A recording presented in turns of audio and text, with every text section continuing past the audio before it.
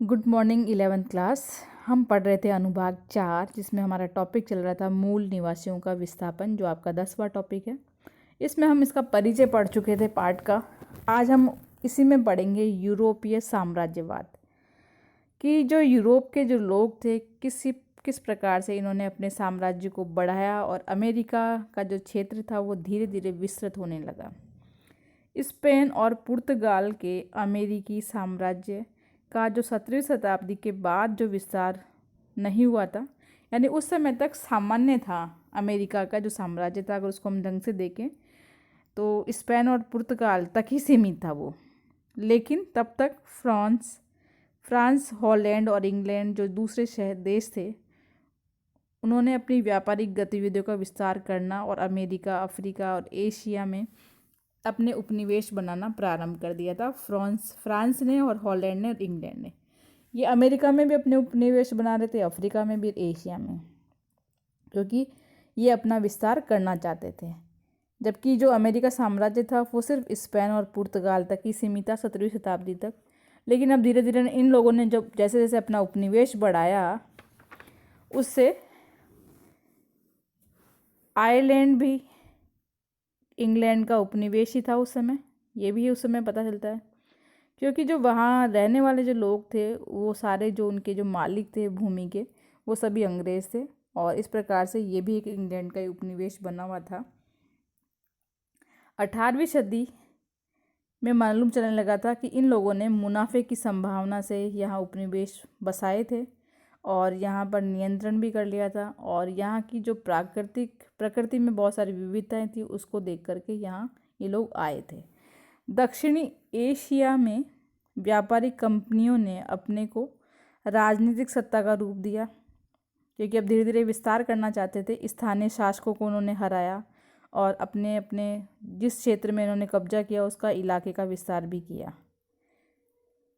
अब धीरे धीरे दक्षिण एशिया में भी ये लोग पहुंच गए थे। इन्होंने पुरानी जो प्रशासकीय व्यवस्था थी उसको भी जारी रखा और जो भूस्वामी थे उनसे भी कर वसूला।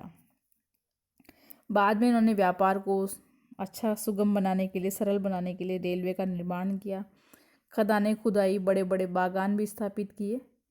दक्षिण अफ्रीका को छोड़कर अगर हम बात करें तो शेष जो पूरा अफ्रीका था, उसमें ये यूरोपियन लोग जो बाहर से आए थे, ये समुद्र के किनारों पर व्यापार करते थे। और जो आंतरिक इलाका था दक्षिणी अफ्रीका का, उसमें ये लोग जाने का साहस नहीं करते थे 19वीं सदी तक। बाद में धीरे धीरे वो अंदर भी जाने लगे, उनके आंतरिक इलाकों में भी जाने लगे। कुछ यूरोपियन मुल्कों के बीच उपनिवेशों के रूप में अफ्रीका का बंटवारे का समझौता भी हुआ। यानी ये जो यूरोपियन लोग थे, ये अपने साम्राज्य को बढ़ाने के लिए अफ्रीका का भी जो क्षेत्र था उसको भी अपना रहे थे, ले रहे थे अपने अंदर, और साथ में दक्षिण एशिया के लोग जो क्षेत्र था उसको भी ले रहे थे। एक शब्द था सेटलर, जिसका अर्थ वैसे आबादकार है, यानी कि विस्तृत करना। ये शब्द दक्षिण अफ्रीका में डच के लिए, डच लोग जो बाहरी लोग आ रहे थे उनके लिए था। आयरलैंड, न्यूजीलैंड और ऑस्ट्रेलिया में ब्रिटिश के लिए था, कि ब्रिटिश जो लोग थे, अंग्रेजी लोग, उनके लिए था। और अमेरिका में यूरोपीय लोगों के लिए था, कि अमेरिका में भी यूरोपीय लोग अपना विस्तार कर रहे थे। तो ये जो डच लोग थे ये उपनिवेश को बढ़ावा दे रहे थे अलग अलग देशों में, अलग अलग क्षेत्रों में। इन उपनिवेशों की जो राजभाषा थी वो अंग्रेजी थी। और कनाडा को छोड़ दिया जाए तो, क्योंकि वहाँ की जो भाषा थी वो थी फ्रांसीसी राजभाषा और बाकी सभी जगह अंग्रेजी भाषा थी। इसके कारण भी फिर धीरे धीरे वहाँ का उपनिवेश विस्तार होने लगा। अब यहाँ कुछ शब्द दिए गए हैं जो नई दुनिया के जो देश थे, यूरोपीय वासियों द्वारा उनके कुछ नाम दिए गए थे। जैसे सबसे पहला शब्द दिया था अमेरिका। पहली बार अमेरिगो वेस्पुकी का यात्रा वृत्तांत छपने के बाद ये प्रयुक्त हुआ था, उसके नाम पर इसका नाम अमेरिका रखा गया था।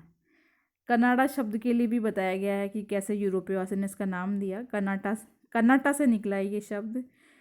1535 में जॉक कॉर्टियर से मिली जानकारी के मुताबिक ह्यूरो इरोक्यूसिस भाषा में कर्नाटको का मतलब होता है गांव। एक गांव था जिसको भी अमेरिका में मिला लिया गया था। ऑस्ट्रेलिया दक्षिण महासागर में स्थित जो भूमि थी, जो 16वीं शताब्दी में जो लातिनी भाषा थी उसके अंतर्गत दक्षिण को ऑस्ट्रल कहा जाता था।